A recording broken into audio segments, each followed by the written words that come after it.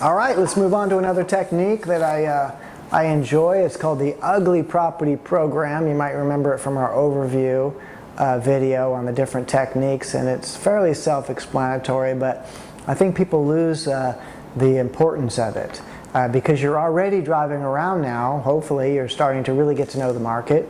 You're already out there. Perhaps you're zooming in on your first deal. You're going to and from that property a bit. Take a different way there every day when you have to go there. And really look for ugly properties. Spend a little extra time. You know, you get to one of your properties you're working on and a contractor that you're going to meet calls you and tells you he's going to be 30 minutes late, for example. Don't just sit there.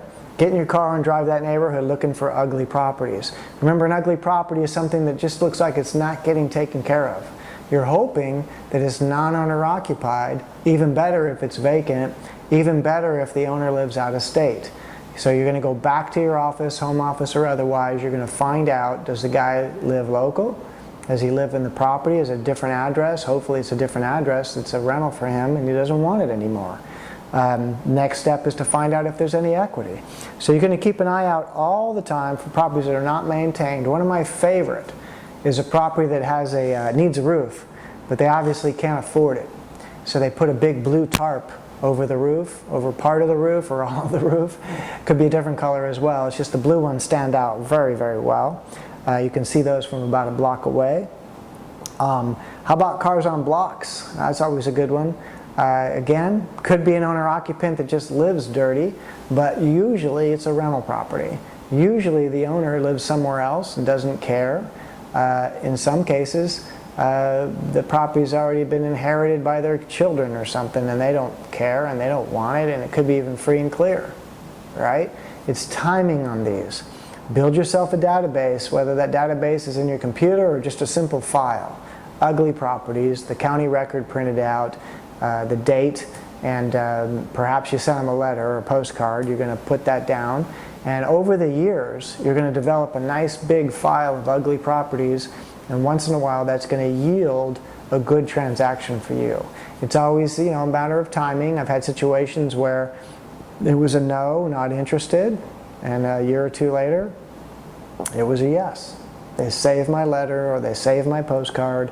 I get calls sometimes 2 or 3 years after I've mailed a postcard or a letter, so keep that in mind.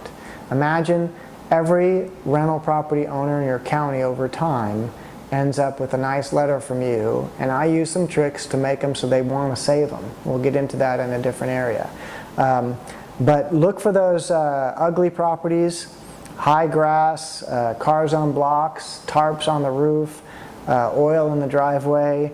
Go back, find out if it's owner occupied. If it's owner occupied and they just live dirty, I would leave them alone.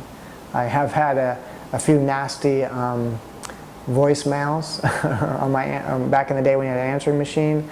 Well, I didn't always check. I just assumed sometimes when I was young that it can't be owner occupied. It's just too messy.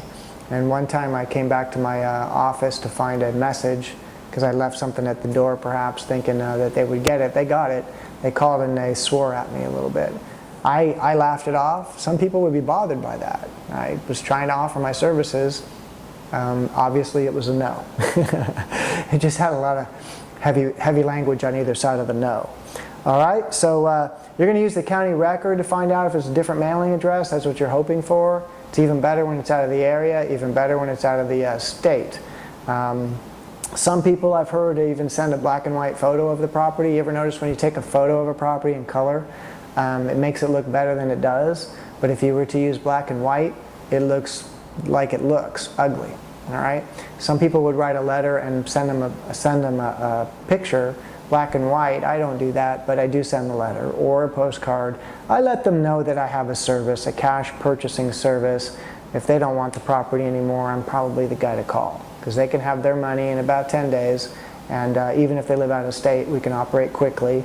I always make it clear they don't have to come here to sell the property. They can go to a local title company and they can sign their papers back there.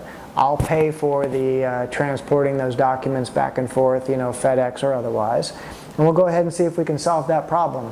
When a property's ugly, believe me, it's a problem. When you fix them up, the neighbors will thank you all day long. Remember, you're always making this thing a win-win. In this particular case, it's win-win-win, right? The guy that has the ugly property wins because he solves a problem he's been ignoring. You win because you buy a job. Your people that work with you get work. You make a profit, hopefully, if you do everything correctly. You have to know values to do that and how to fix them up, all that good stuff. And the neighbors win. This thing, I'm telling you, when I've done these, they've been an eyesore in the neighborhood for years and years and years. In some cases, the neighbors even tried to buy it, but weren't able to do it, all right? So again, you're solving problems in order to earn money in real estate. Nobody just drops money on your lap. Anybody you see that's earning big dollars in real estate is solving lots of problems. They're putting together lots of win-win transactions. There's really no other way to look at it, all right? They probably have a very positive outlook. They're probably very good at solving problems, solution-oriented. Every problem can be solved, either with money or with good ideas. And when you don't have money, you better have a lot of good ideas. So that's the Ugly Property Program. Looking forward to the next one. Again, thanks for being a member. I'm just going to keep delivering. We've got a lot more to cover. So keep watching the videos. Become an expert in your marketplace. I'm very excited for you. It's a very bright future for you by taking advantage of my 25 years and 1,000 transactions. I wish I would have had someone do this for me when I was 24 years old and I bought my first property and I guessed my way through the whole transaction. Okay, so see you on the next video. Thank you.